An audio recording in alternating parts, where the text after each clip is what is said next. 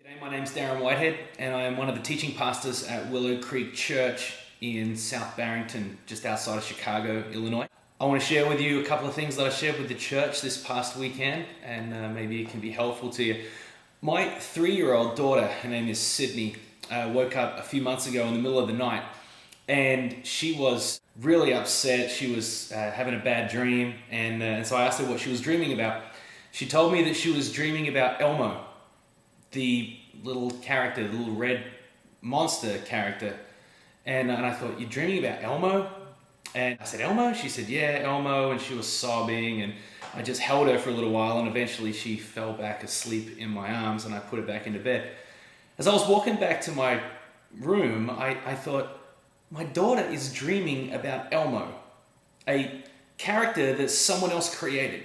That when my daughter's naive, pure little 3-year-old mind is left to wander or left to dream, she thinks about or dreams about Elmo. This is something that someone else created, came from someone else's mind. It made me think that my daughter's imagination has been taken captive by the world. Jesus in the Sermon on the Mount said in Matthew 7, verse 7, "Ask and it'll be given to you, seek and you'll find, knock and the door will be open to you. For everyone who asks receives, those who seek find, and to those who knock, the door will be opened.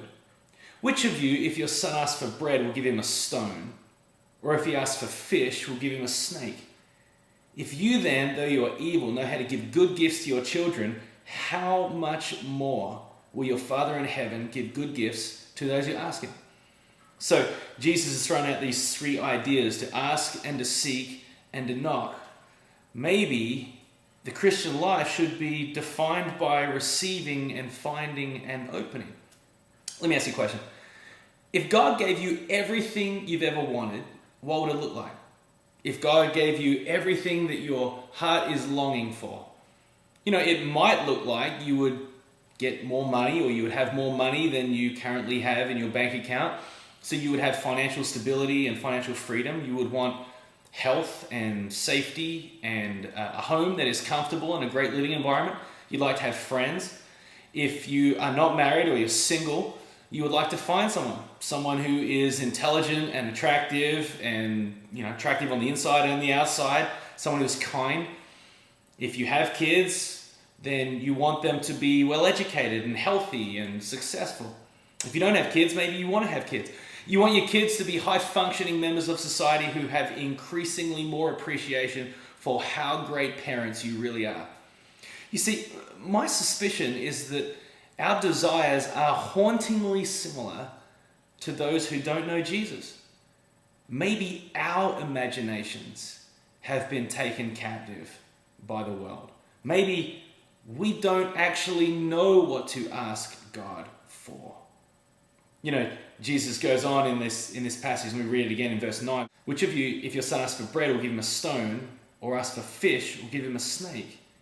If you then, though you are evil, know how to give good gifts to your children, how much more will your Father in heaven give good gifts to those who ask him?" This is this idea of how much more would our perfect Father give gifts to his children if we actually know how to give imperfect gifts to our kids. Last week I was taking my 2 daughters apple picking. My kids have no idea where apples come from. They think it's the grocery store. So we went to an orchard, and I was carrying my 9-month-old about to change her diaper in the middle of this orchard, and then my 3-year-old ran off, and she was all excited about getting apples. So when I looked over, she was picking up apples, rotten apples, off of the ground and eating them.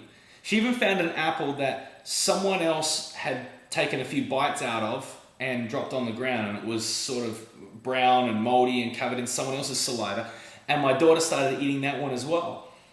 So I ran over to her and I said, "Honey, don't eat the apples from the ground, and don't tell Mum that you were even doing this or even thinking about this." So I said, "Sydney, lift your eyes. Look over at the apples that are on the trees." And I walked her over to this apple that was at her height, her little 3-year-old height, and I said, "This apple is going to be the tastiest, freshest, ripest piece of fruit that you've ever had in your life. So she reached over and she grabbed it and she took a bite of it and she looked at me and she said, Daddy, this is really good. See, I could have left her continuing to eat rotten apples from the ground. But as her dad, I knew that there was something that was so much better. And after she tasted the apples from the tree, she was no longer content eating rotten apples. And I think about the number of rotten apples that we hold on to, apples that have been half eaten by someone else, when God is calling us to eat these ripe apples, these apples that God longs for us to have.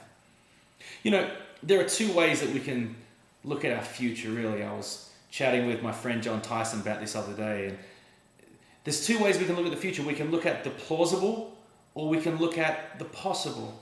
The plausible is really the American dream. It is us continuing to live out our life in exactly the same way, doing exactly the same things as the rest of the world, living comfortable lives.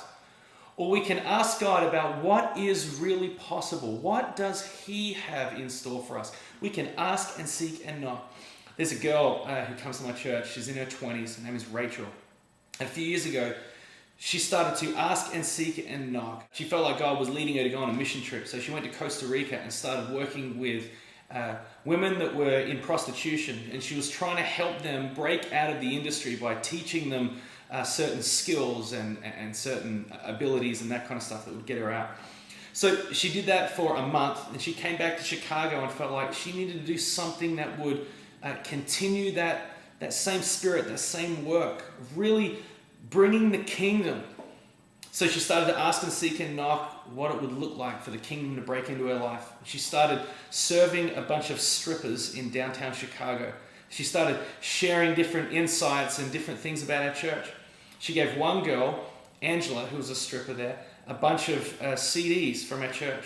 Angela started just listening to these things, and it just blew her mind. So Angela came along to church, and I got to meet with her, and she said, "You're a pastor, right?" I said, "Yeah." She said, "Do you know what I do?" And I said, "Yeah, I do." She said, "Do you really believe that God accepts me?" And I said, "Absolutely, Angela, He does. He accepts you." And she started sobbing, and I started sobbing, and Angela invited the kingdom of God into her life. A few weeks later, I baptized her, and the front couple of rows were full of strippers. There were some new people going, "I love this church." But I got to be a part of the moment of seeing Angela have this awakening, and it all came back to this girl, Rachel, who started to ask and seek and knock for the kingdom of God to break into her life. It was so much more than just a plausible kind of future, but it was inviting God in and asking Him what is really possible. And I want to ask you, what kind of rotten apples are you holding on to, thinking that it's really going to be the ultimate kind of life? What kind of things do you need to let go of to taste the fruit that God is offering us, the possible future? He's calling us as church leaders to ask and seek and knock for the fullness of the kingdom of God to break into our life. May it be.